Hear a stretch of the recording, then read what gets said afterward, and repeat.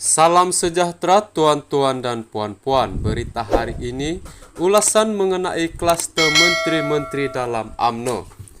Parlimen telah dibubarkan tarik PRU15 sebelum diumum oleh SPR. Sebelum parlimen dibubar, tersebar pelbagai analisis, pelbagai pandangan politik dari pelbagai sosok telah kita dengar. Awalnya disurahkan bahwa Ismail Sabri mahu PRU15 diadakan tahun hadapan. Awalnya kita membaca bagaimana Ismail coba menangkis tekanan dari Zahid Hamidi, Presiden UMNO yang mahu PRU15 diadakan kemarin. Tekanan terhadap Ismail semakin kuat dan semakin dilihat terbuka terutama sesudah Najib masuk ke penjara Kajang. Justru Zahid yang berhadapan dengan kes mahkamah merasa dirinya tidak selamat. Apabila Rosma Mansur didapati bersalah dan dihukum penjara 12 tahun, Zahid amat yakin Ismail tidak akan melakukan apa-apa untuk menyelamatkan Zahid.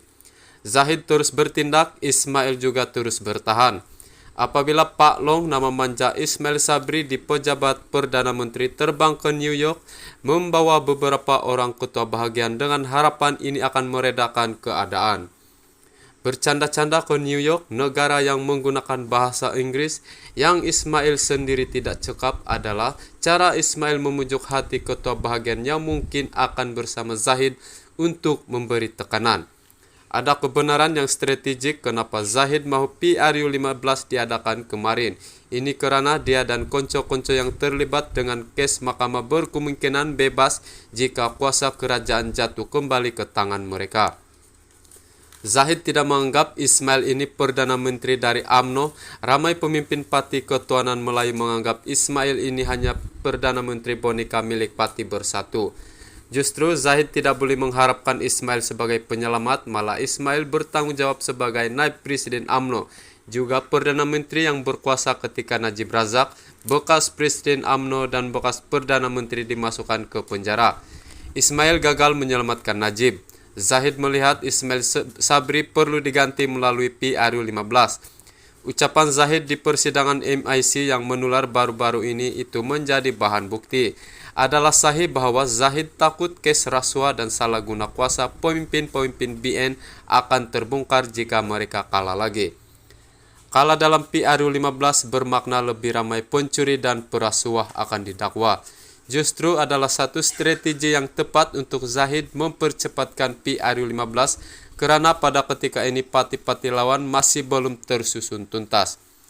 Justru adalah juga betul Zahid memilih musim banjir untuk menjalankan PRU15 ketika PRN Melaka dan Johor dijalankan ada serangan virus dari Wuhan. Serangan virus ini menakutkan ramai pengundi untuk keluar mengundi.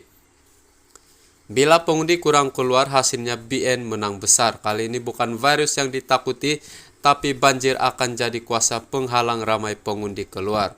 Adalah juga tepat untuk Zahid memaksa Ismail membubarkan parlimen sekarang kerana penangguhan PRU15 ke tahun hadapan akan membawa balah kepada Parti Ketuhanan Melayu. Bala pertama akan sampai apabila ekonomi dunia akan merudum, pasti membawa kesan kepada ekonomi Malaysia. Bala kedua, perpecahan dalam Parti Ketuhanan Melayu ini sendiri semakin meluas. Perang dalaman parti semakin merebak. Justru strategi Zahid mengadakan PRU15 sekarang adalah tepat dan betul untuk Parti Ketuhanan Melayu kembali berkuasa. Untuk mereka yang ada kes mahkamah, PRU15 ini memberi ruang untuk tidak perlu singgah ke Kajang. Semua tindakan Zahid ini betul dan amat strategik, maka persoalan yang menunggu jawapan ialah apa langkah-langkah balas yang wajib diambil oleh Pakatan Harapan dan kaum kerabatnya. Sekian laporan.